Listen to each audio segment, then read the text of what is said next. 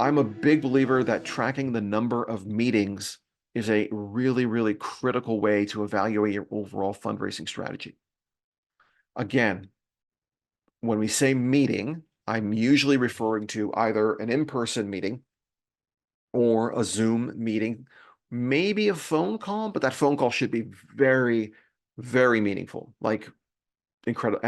And the underlying methodology behind all of these meetings is that it you walk away having learned something about the donor or the prospective donor. You've learned something. The relationship has changed. You've been able to share updates, get them more engaged, learn more about their values or their philanthropic priorities or goals.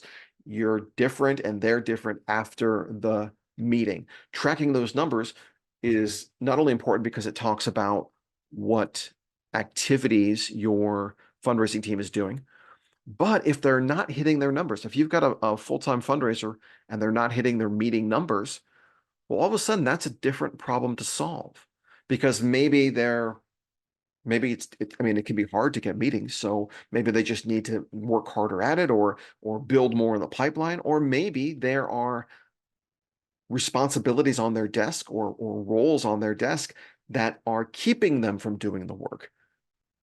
And if you've got a fundraising strategy and you've got responsibilities that are keeping your fundraisers from doing the actual fundraising, then you need to evaluate that and you need to have a more, let's say, frank conversation about what folks are asking. So if you're not tracking those meeting numbers, I do encourage you to try it.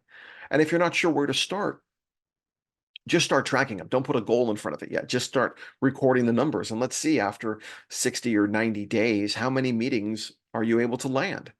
And then you can expand those numbers out into a goal for the year. But again, it's going to be a very helpful tool to evaluate your overall fundraising strategy.